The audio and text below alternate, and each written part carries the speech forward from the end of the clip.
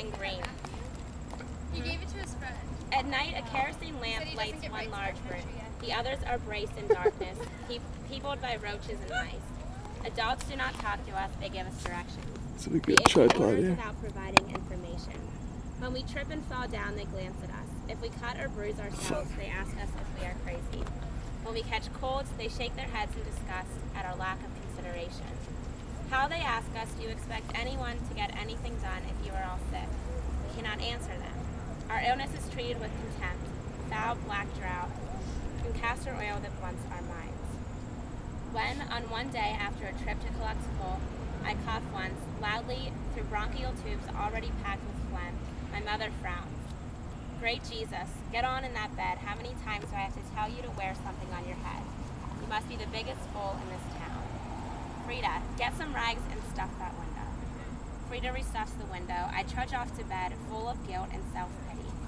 I lie down in my underwear. The metal in my black garters hurts my legs, but I do not take them off, for it is too cold to lie stockingless.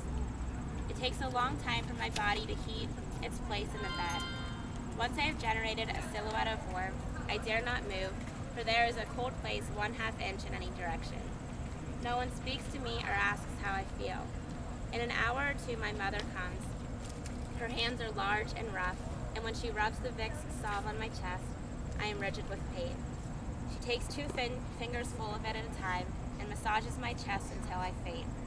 Just when I think I will tip over into a scream, she scoops out a little of the salve on my forefinger and puts it in my mouth, telling me to swallow. A hot flannel is wrapped around my neck and chest. I am covered up with heavy quilts in order to sweat, which I do promptly. Later I throw up, and my mother says, "What did you puke on the bedclothes for? Don't you have a sense enough to hold your head out of the bed? Now look what you did."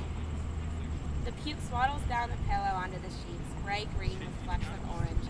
It moves like the insides of an uncooked egg, stubbornly clinging to its own mass, refusing to break up and be removed. How, I wonder, can it be so neat and so nasty at the same time? My mother's voice drones on. She is not talking to me, she is talking to the puke, but she is calling it my name, Claudia. She wipes it up as best she can and puts a scratchy towel over the large, wet place. I lie down again.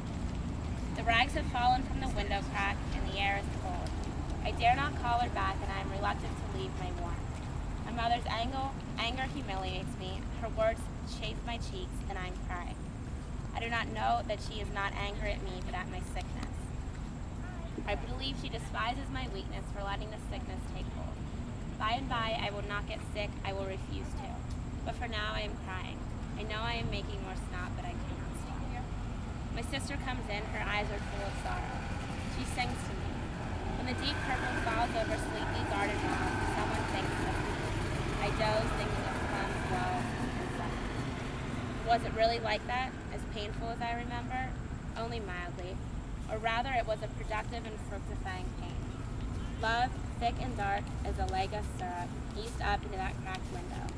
I could smell it, taste it, sweet, musty, with an edge of wintergreen in its face, everywhere in that house. It stuck, along with my tongue, to the frosted window panes. It coated my chest, along with myself, and when the flannel came undone in my sleep, the clear, sharp curves of air outlined its presence on my throat. And in the night, when my coughing was dry and tough, feet padded into the room, hands repinned the flannel, readjusted the coat, and rested a moment on my forehead. So when I think of autumn, I think of somebody with hands who does not want me to die.